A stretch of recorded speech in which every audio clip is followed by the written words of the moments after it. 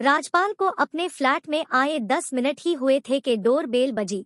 उसने हैरत से घड़ी की ओर देखा। इस वक्त रात के 11 बजने में पूरे 40 मिनट बाकी थे। उसने सोचा मोहित इतनी जल्दी कैसे आ गया। 11 बजे आने की बात थी। टीवी इंडस्ट्री की उस हीरोइन के साथ जिसकी एक्टिंग से ज्यादा उसके हुस्न के चर्चे थे। उसके चेहरे के तीखे नक्श और उसके भरे भरे बदन ने इन दिनों हर तरफ धूम मचा रखी थी। मोहित कभी वक्त से 1 मिनट पहले नहीं आता था और न कभी 1 मिनट की देर करता था। वो बड़ा उसूल पसंद था, वादे और वक्त की पाबंदी करता था। मोहित जिस लड़की को लाने का वादा करता था उसे हर कीमत पर लाता था, क्योंकि राजपाल वादा पूरा करने के बदले में मोहित का काम भी कर देता था। हर काम इस हाथ ले और इस हाथ दे हो जाता था। उसने कभी मोहित को मायूस नहीं किया। उसे जरूरत भी नहीं थी। उसके बाप का क्या जाता था, नुकसान या फायदा हुकूमत का होता था। राजपाल का कभी कोई जाती नुकसान नहीं हुआ था। उसने कभी अपनी जिंदगी में घाटे का सौदा नहीं किया था। वो हर सौदे की पूरी कीमत वसूल करता था। वो जब से इस ओहदे पर था तब से वो इसी तरह मजे कर रहा था। राजपाल ने दरवाजे की ओर बढ़ते हुए सोचा, चलो अच्छा है मोहित वक्त से पहले ही आ गया। इस तरह वो इंतजार की तकलीफ से बच गया।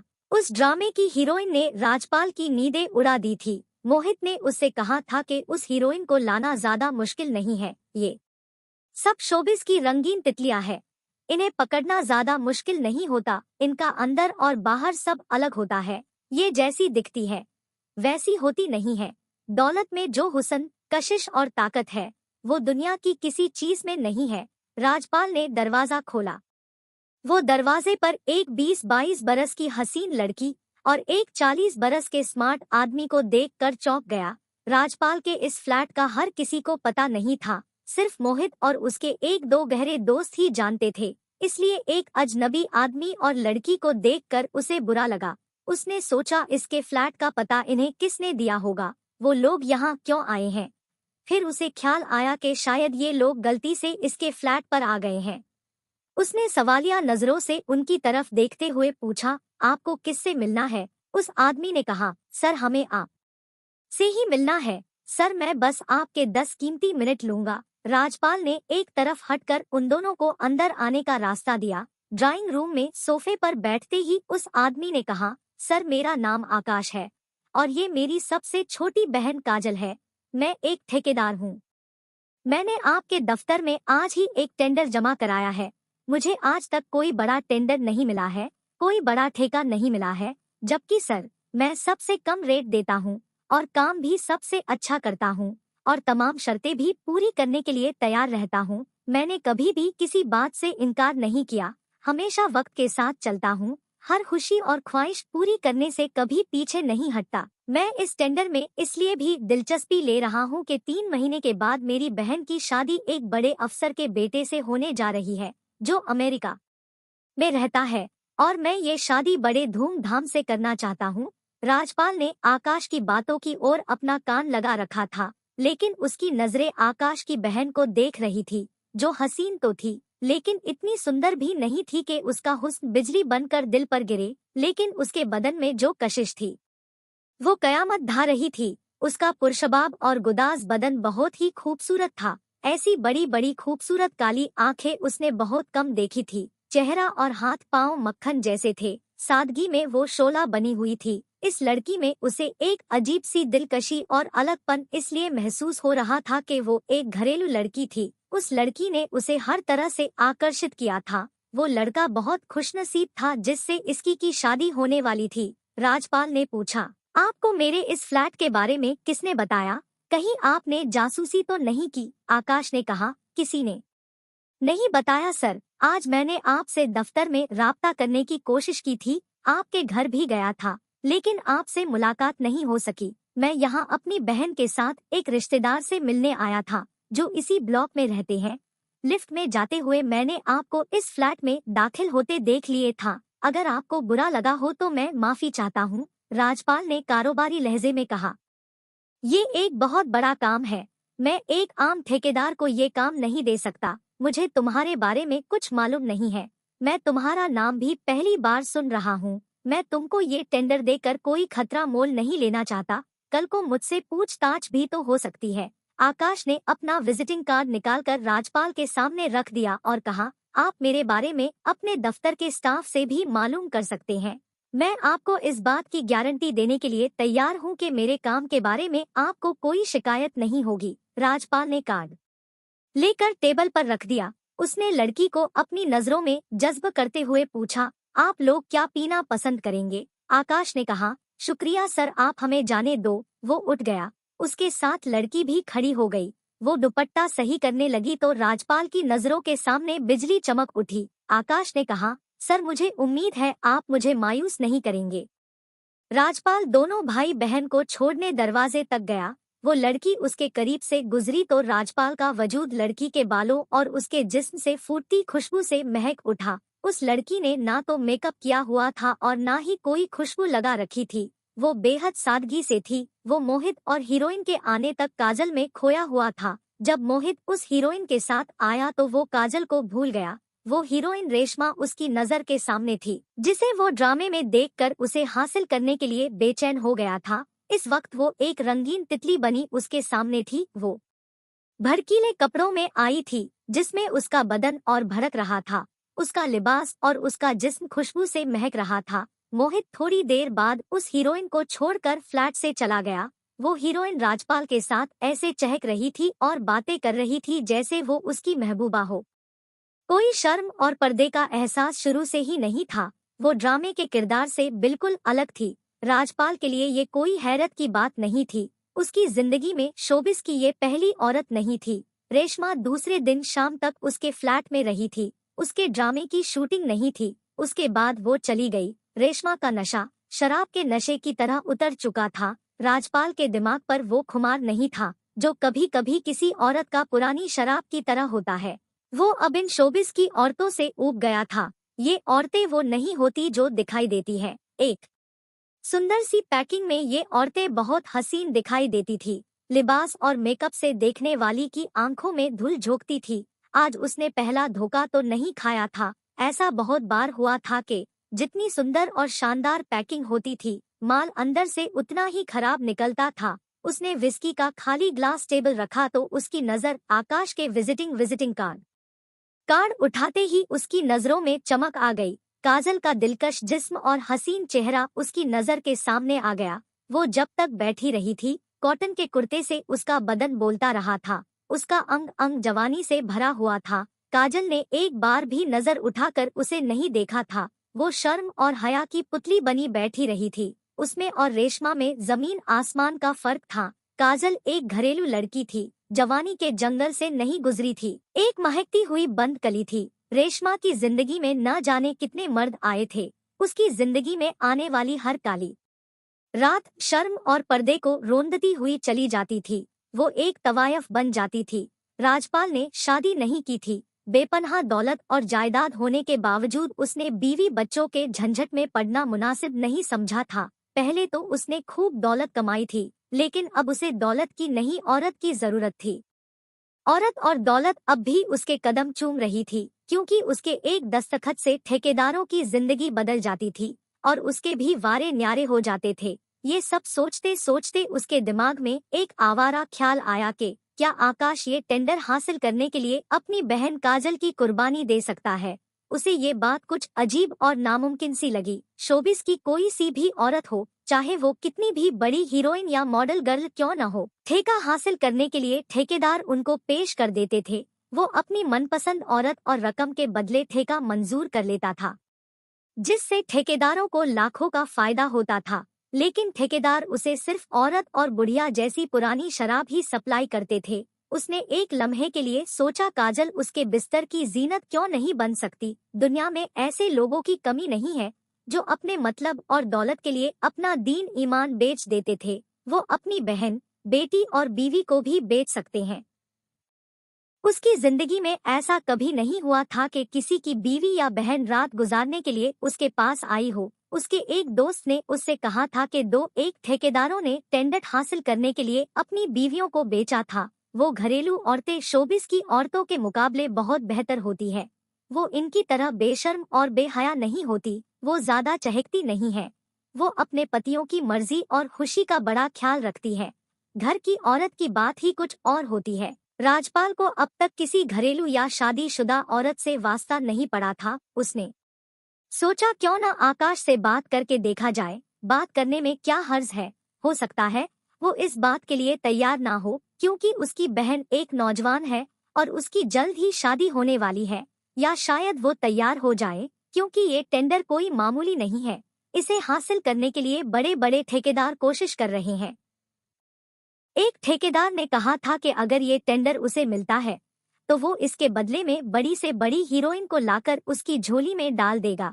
उसके अलावा एक रेशम बदन हीरोइन जिसका मुजरा बड़ी शोहरत रखता है, वो भी आ सकती है। इस टेंडर को हासिल करने के लिए ठेकेदार पागल हो रहे हैं। तो क्या आकाश इसे हासिल करने के लिए अपनी जवान बहन को नहीं बेच सकता? अब राजपाल को शरीफ औरत की जरूरत थी। उसने दूसरे दिन आकाश से इशारों में काजल के लिए बात की। ये देखकर उसकी हैरत और खुशी की इंतहा ना रही कि आकाश मामूली सी बहस करने के बाद तैयार हो गया। आकाश ने एक मॉडल गर्ल के बारे में बात की, लेकिन वो काजल के सिवा किसी और के लिए तैयार नहीं हुआ। उसने आकाश को ये बात जता दी थी कि ये उसके लिए ऐसे फायदे का सौदा है जिसका उसने सोचा भी ना होगा। दूसरे दिन डोर बेल बजी तो उसने जल्दी से लपक कर दरवाजा खोला। दरवाजे पर काजल दुल्हन बनी खड़ी थी। उसके हाथों में मेहंदी लगी थी। उसने दुल्हन वाला जोड़ा पहना हुआ था। उसका भाई जिसमें थोड़ी गैरत थी उसे दरवाजे पर छोड़कर चला गया था। काजल के अंदर आते ही राजपाल ने दरवाजा बंद कर लिया। उस लम्हे वो रात की रानी की तरह महक रही थी। अपने भरपूर बदन से जादू जगा रही थी। उसे काजल के बदन की दहकती शान देखने के लिए पीछे हटना पड़ा। काजल का अंग अंग जगमग कर रहा था। राजपाल ने उसे अपनी गोद में उठा लिया था। उसने शर्म से अपनी आंखें बंद कर ली। बेडरूम की ओर जाते हुए उसने काजल के चेहरे को देखा। उसका चेहरा उदास लग रहा था, जैसे वो खुश नहीं है। भाई की खुशी की खातिर आई है। बदन की शादाबी और दुल्हन के रूप ने उसे बहुत आकर्षित किया था। उसने सोचा आकाश ने किस खूबसूरती से अपनी बहन को दुल्हन बनाकर उसके सामने पेश किया था। ये रात सुहागरात की तरह हसीन, रंगीन और दिल फरेब थी। काजल सच में दुल्हन और शर्म व हया की पुतली बनी हुई थी। काजल ने रात के किसी भी लम्हे उसे नजर भर के देखा नहीं था। वो रात भर नई दुल्हन की तरह शर्माती रही थी। उसके होंठ कांपते रहे थे। जब वो लड़की से फूल बनी थी तब वो फूट फूट कर रो रही थी। राजपाल की जिंदगी में कभी ऐसी लड़की नहीं आई थी, ऐसी रात नहीं आई थी। आज की रात उसके लिए यादगार बन गई थी। फिर उसे एहसास हुआ कि घरेलू लड़की और शोबिस की औरत में कितना फर्क है। हया और शर्म में जो मजा है वो बेशर्मी में नहीं है। जब सुबह वो उठा तो बिस्तर एक अजीब सी भीनी भीनी खुशबू से महक रहा था। ये औरत की खुशबू थी जो बिस्तर की चादर में रच बस गई थी। उसने देखा बिस्तर पर काजल नहीं थी, वो बाथरूम में नहा रही थी। काजल ने उसके बहुत बोलने पर भी शराब का एक कतरा भी हलक में नहीं उतारा था, शायद इसलिए कि वो खुद भी शराब थी। दूसरी रात वो अपनी खुशबू छोड़कर चली गई थी। राजपाल ने उसे बहुत रोकने की कोशिश की थी, लेकिन वो नहीं रुकी थी क्योंकि बात दूसरे दिन शाम तक तय हुई थी। पहली रात और सारा दिन उसकी जिंदगी के यादगार बन गए थे। फासले मिटने और कोई पर्दा बीच में ना रहने के बावजूद काजल सहमी हुई और उदास उदास सी रही थी, जैसे उसे इस तरह लुट जाने का बहुत सदमा हुआ हो। काजल में रंगीन तितली वाली कोई बात नहीं थी, कोई शोखी नहीं थी, बेबाकी नहीं थी, मगर उसने राजपाल को किसी बात से रोका नहीं था, किसी बात से इनकार नहीं किया था। एक दासी की तरह उसका हर हुक्म मानती रही थी। इस बात और उस रात को 6-7 महीने का अरसा बीत गया। वो काजल को भूल नहीं सका था।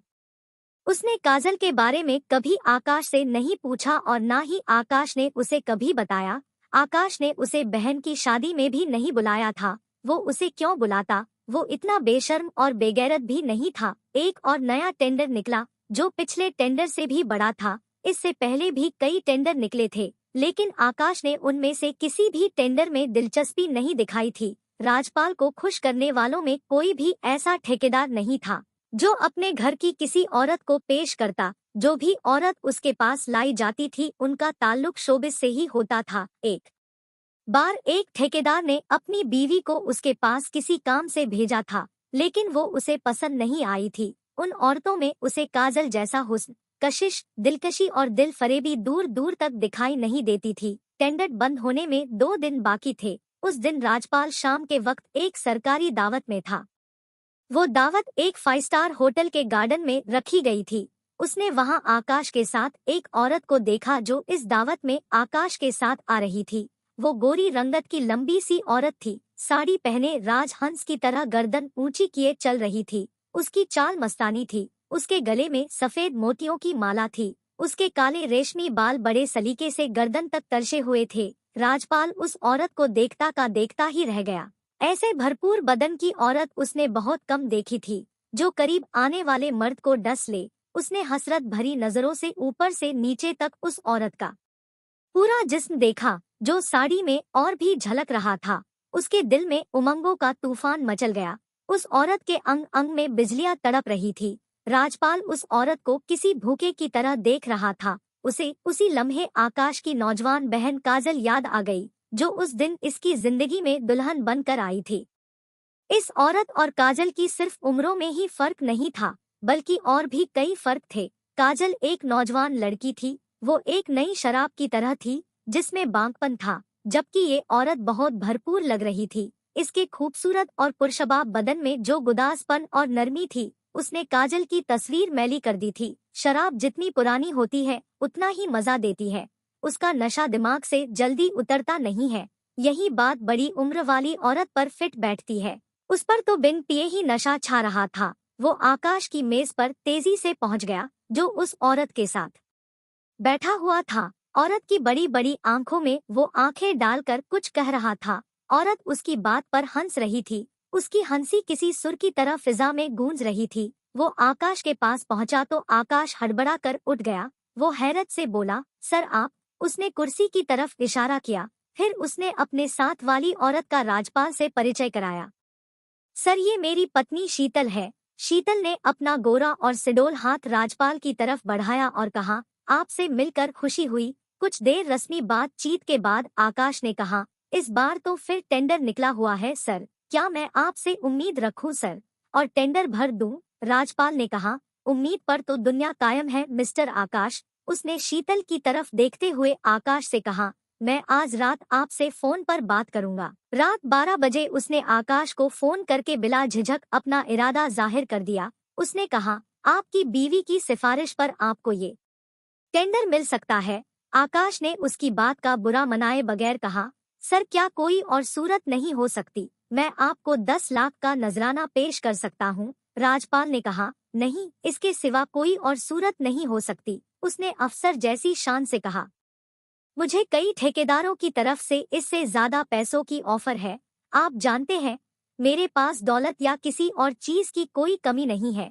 मैं एक जोहरी हूँ, नगीनों की तलाश में रहता हूँ। मैं काजल को नहीं भूला हूँ, जो एक मोती की तरह थी। उस टेंडर के लिए भी मुझे 5 लाख की ऑफर थी, लेकिन मैंने काजल को देखा तो 5 लाख की रकम को लात मार दी। आप अच्छी तरह सोच लें, अगर मिसेस शीतल सिफारिश नहीं बनी तो मैं ये टेंडर किसी और को दे दूंगा। आकाश ने कहा, सर आप थोड़ा अपने फैसले पर सोच लें। मैं आपका सारी जिंदगी एहसान मंद रहूंगा। राजपाल ने कहा, मुझे हैरत है मिस्टर आकाश, आपने एक टेंडर के लिए अपनी बहन का कुंवारापन कुर्बान कर दिया था और आज अपनी पत्नी के लिए पीछे हट रहे हैं। आकाश ने कहा, सर बात यह है कि काजल अपनी शादी और अमेरिका जाने के लिए इस बात के लिए तैयार हो गई थी। मेरी पत्नी शायद तैयार ना हो। राजपाल ने कहा, मैं आपको एक दिन की मोहलत दे रहा हूँ। आपको पता होगा कि इस टेंडर को हासिल करने के लिए बड़े बड़े ठेकेदार लगे हुए हैं। उन लोगों की पेशकश बढ़ती जा रही है, क्योंकि ऐसा सुनहरा मौका बार बार नहीं मिलता। आकाश ने कहा, सर आप देश की जिस भी हीरोइन या मॉडल को कहेंगे, मैं पूरे 1 हफ्ते के लिए आपके पास ले आऊंगा। राजपाल ने कहा, दूसरे ठेकेदार भी मुझे यही बोल रहे हैं, लेकिन मुझे उन शोबिस की औरतों में कोई कशिश महसूस नहीं होती। ये सब गीले कपड़े की तरह निचोड़ी हुई और मसले हुए फूलों की तरह है। सिर्फ कपड़े और मेकअप से चमकती दिखाई देती है। इनमें खुशबू भी नहीं रही है। मेरा जी उनसे भर गया है। मुझे एक घरेलू औरत की जरूरत है। आकाश ने कहा, मगर सर मेरी पत्नी तो 38 बरस की हो चुकी है। इसमें ऐसी क्या खास बात है जिसने आपको इतना मुतासिर किया है? राजपाल ने कहा, आप में और मुझ में एक फर्क है।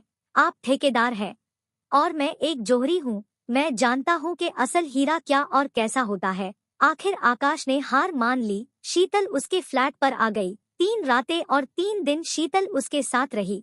वो काजल से बिल्कुल अलग थी। उसके 3 रूप थे। वो पत्नी, महबूबा और तन्हाई की बेहतरीन साथी बनी थी। वो वाकई पुरानी शराब की तरह थी। उसका नशा महीनों तक छाया रहा था। शीतल ने उसे किसी लम्हे भी शिकायत का मौका नहीं दिया था। उसके बाद राजपाल ने वो टेंडर आकाश को दे दिया। 6 महीने के बाद राजपाल का तबादला किसी और जगह कर दिया गया। मोहित ने उसके लिए एक होटल में अलविदाई पार्टी दी। उसने आकाश को एक जवान और हसीन औरत के साथ खाना खाते हुए देखा। वो औरत हजारों में एक थी। उसका हुस्न बेमिसाल था। मोहित ने उसे आकाश की तरफ देखते हुए कहा, सर आपने आकाश को रातों रात करोड़पति बना दिया। आपने 2 बड़े बड़े टेंडर उसे दे दिए, जिसकी वजह से उसकी दुनिया ही बदल गई। राजपाल ने कहा, इसलिए कि तुम में और आकाश में बहुत फर्क है।